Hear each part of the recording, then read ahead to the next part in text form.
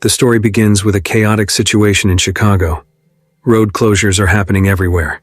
One family decides to defy the officers by entering a closed tunnel, but they're stopped halfway. There is an alien creature at the end of the tunnel, and soon they are attacked. The attack only hits the parents, while their two children sitting in the back seat are unharmed. The alien creature approaches, revealing its terrifying true form. Then the news shows the beginning of the ceasefire between humans and the alien creatures. Every movement and action is controlled by the aliens. All data is obtained from implants implanted in humans' necks. Humans are ordered to create habitats for the aliens underground, depleting their resources. And this is Chicago 9 years after the first contact with aliens. All activities and communication between humans are closely monitored. Here, two men named Gabriel and Jurgis are planning to go somewhere, but their every move is constantly surveilled, and Gabriel has been followed for a few days. Along the way, Jurgis sees a picture of Gabriel's deceased brother named Rafe. Jurgis greatly admires Rafe and considers him a legend. It is said that Rafe was a member of a rebel group. Rafe was incapacitated during the alien attack. Gabriel and Rafe were survivors of a previous alien attack. Then, a police officer named William is searching for the whereabouts of a rebel group called Phoenix. This group is staging rebellions to reclaim the Earth from the aliens, led by someone using a pseudonym. William sees the emblem from a newspaper ad, and he asks his colleague, Kermode, to help him uncover Phoenix's reappearance in Chicago. Phoenix had previously been destroyed by aliens.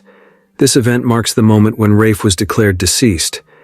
Upon hearing William's request, Kermode naturally refuses, as he does not believe Phoenix has reemerged. Even their headquarters in Wicker Park had been destroyed, but William believes they have a new hiding place. From his investigations, William suspects they are now in Pilsen. All his investigations are conducted without the knowledge of the aliens. In short, Gabriel goes to his workplace at the Data Retrieval Center. During his work, Gabriel sees a woman secretly using drugs. Then during his break, Gabriel meets a woman who gives him a piece of paper with something written on it, hiding it as if it were a tobacco wrapper. After finishing work outside, several surveillance devices observe the woman who is inside the factory using drugs. Without delay, a group of people take the woman away in a car. This is the result of alien technology and surveillance. Humans are tightly controlled. Seeing this situation, Gabriel becomes tense. Gabriel quickly meets up with Jurgis, who shows him the boat he found, only needing to buy fuel. However, unbeknownst to Gabriel, Jurgis used the money to buy weapons instead. This naturally leads to an argument between them.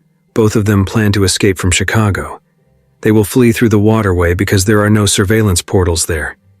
As they were arguing about the money issue involving Jurgis, the police siren could be heard shortly after. They quickly hid their weapons and went in different directions. Unfortunately, Gabriel ended up exiting through the hole right in front of the car, which turned out to be William's. Gabriel was then ordered to get into the car. Inside the car, Gabriel was not harmed, but was asked to provide information about the whereabouts of the Phoenix group. William hoped that Gabriel would not resist like his brother Rafe. It was also revealed here that Gabriel's father used to be William's partner, so he felt responsible for Gabriel since their father's death. Upon hearing this, Gabriel of course denied it, saying that he knew nothing about Phoenix, and then he left. That night Gabriel went to a place. He intended to give a piece of paper he had obtained earlier and get paid, but for some reason, the man named Raoul took Gabriel inside a van, attached a device to his neck, and brought him to a place that turned out to be Wicker Park, which was already destroyed. Gabriel was ordered to enter a house. After entering the house, Gabriel was shocked to see his brother again. It turns out that Rafe was still alive. He was the only one who managed to escape before the aliens captured them. Then the implant in Rafe's neck disappeared, and that's why Rafe was considered lost or dead. Gabriel asked Rafe to come with him, but Rafe refused. Instead, he gave money to Gabriel. He thought the situation had already worsened. Rafe asked Gabriel to go to Lake House. There was an argument there, but everything stopped when Rafe realized that there was a strange sound approaching. Rafe promised to find Gabriel again after all his plans to restore the world were fulfilled. After Gabriel left, Rafe sent the piece of paper given by Gabriel using a pigeon to a certain place. After meeting Rafe, Gabriel went to his girlfriend's house, Rula. At that time, Gabriel was unaware that his movements were being monitored again. His voice telling about Rafe's whereabouts was certainly known to William. Gabriel briefly asked Rula to go with him to Lake House, but Rula refused because she didn't want to get involved in anything that was against the rules. With a heavy heart, Gabriel left without Rula. Out there, William was already ready to capture Gabriel, and Gabriel quickly ran away. Gabriel tried to hide in a basement and realized that there was a drone inside. Gabriel remembered the device given by Raoul, and with the device he could eliminate the implant signal. As a result, William did not know Gabriel's whereabouts. In short, the pigeon sent by Rafe reached the hands of a man named Patrick. He quickly secretly brought the secret code to a man named Ivan to hack it, and it turned out that the code was a mission to kill the deputy mayor, who was a collaborator supporting the alien government.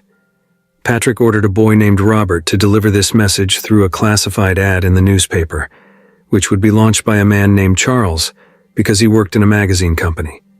Since the classified ad showing the phoenix symbol was spread in the newspaper, all the members who were scattered everywhere prepared themselves. They went to a place where the implant removal was secretly done by a man named Horrison. This action is very dangerous, but fortunately it can still work. Meanwhile, Patrick meets a man who provides implants that no longer have an owner. The implants are used for fake identities of the Phoenix members when entering the stadium for a Unity celebration event. The deputy mayor and the aliens will be present there. In the next scene, a priest appears from the floor of the church. Apparently, he secretly meets with Rafe. They immediately go to a house to make a transaction. He gives an alien creature which, according to the priest, is one of the alien DNA that can be used as a powerful weapon because it can camouflage. If armed, it will not be detected by anyone, even a scanner. Patrick carefully attaches a bomb and successfully turns the alien DNA into a weapon. This weapon will be activated when tapped twice, and Rafe has 60 seconds to get away. The Phoenix members gather. They insert the implants into their mouths to be identified as someone else. The mission begins. With tension, they slowly enter the stadium, while Rafe pretends to be a security guard there. The opening ceremony begins. The celebration is very lively. The people welcome the arrival of the aliens accompanied by a song. Meanwhile, backstage, Rafe tries to approach the deputy mayor who will meet the aliens. With Daniel's help, Rafe finally activates the DNA weapon on the deputy mayor's clothes. When the deputy mayor finally meets the aliens, an explosion occurs shortly after. All the visitors scramble in different directions. The police and drones search for suspicious individuals. Unfortunately, in the middle of the escape, the priest is shot. Seeing that the situation is no longer conducive, Rafe decides to go into the basement. But unfortunately, there is also an alien there who immediately attacks him.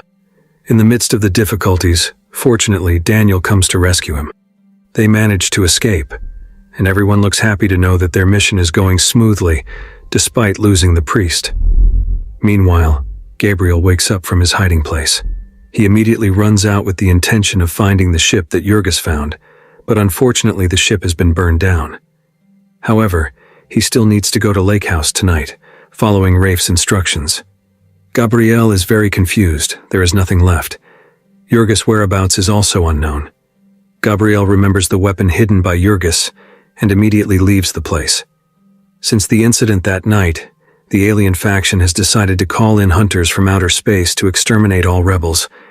Meanwhile, William is still trying to ask the commissioner named Ego for a chance to expose the Phoenix rebel group, but the commissioner refuses, asking William to surrender all rules to the aliens instead of everything becoming chaotic. Disappointed, William goes to meet his lover named Priscilla, a sex worker. William tells her that he can no longer protect her. It turns out Priscilla is not an ordinary sex worker, but a member of the Phoenix protected by William. Because of love, that's why William does it. That night, the government conducted a massive search to find Gabriel. Jurgis, who was also being threatened, asked Gabriel's whereabouts, but Gabriel eventually appeared with a threat. Gabriel's actions were halted because it turned out William was there too. As morning approached, the fake implants used by Rafe and his friends stopped working because their active period was only for that one night. And at that time, the hunters had already descended to take control and search for rebels. William panicked and wanted to capture Rafe himself. While at the bus terminal, Rafe, Daniel, and Anita were already inside their respective buses. As they were about to leave, the hunter's attack had already arrived, and one by one the passengers were checked for their implants. Unfortunately, Daniel's implant had already been detected as dead, so he decided to drink the suicide pills that had been distributed earlier because Phoenix members could not be captured alive. Meanwhile, Rafe and Anita were still keeping calm, but Anita couldn't wait and dared to attack the hunters. Unfortunately, she couldn't be saved.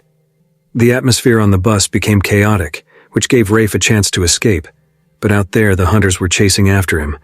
So Rafe decided to take the suicide pills, but everything failed because William shot Rafe's hand. In the interrogation room, William asked for an explanation about Phoenix, but Gabriel refused to speak because he wasn't very involved with Phoenix. So William took Gabriel to see Rafe, who was being tortured. William offered Gabriel a deal to help him reveal other members of Phoenix. If successful, Rafe would be freed.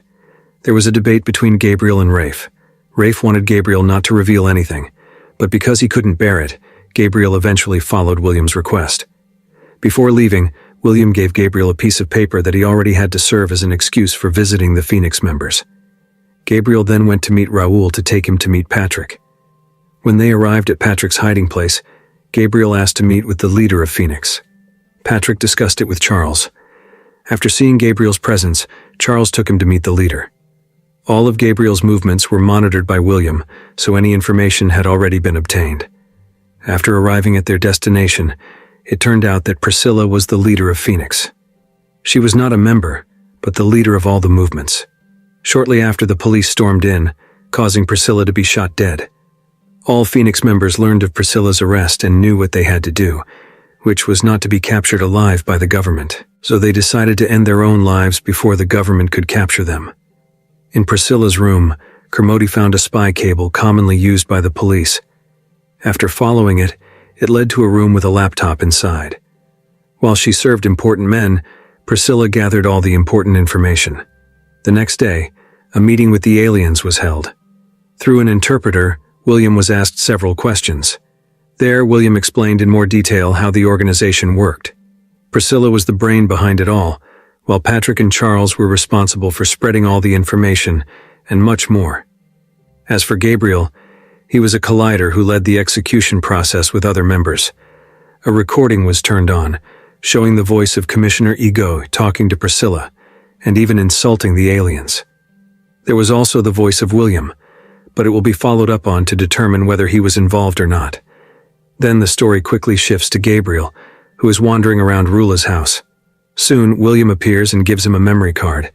Before Gabriel leaves, William tells him that his brother is still alive, and that today's failure is part of his plan as well. Confused, Gabriel goes to his place of work to see what is on the data. After scanning it, he discovers that it is footage of a party when Gabriel's mother was pregnant with him. All the members of Phoenix were there, including William. At the same time, William is preparing to go to the alien habitat inside the Earth's core. William now has the advantage of replacing Commissioner Ego, who has been sanctioned, and can communicate and visit the alien habitat. However, it turns out that William's journey there is to sacrifice himself in order to launch his attack on the aliens using an alien DNA bomb, similar to what Rafe did before. Thanks to this attack, rebellions begin to emerge in major cities worldwide, and the movie ends.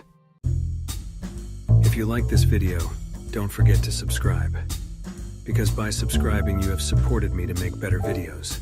See you in the next video.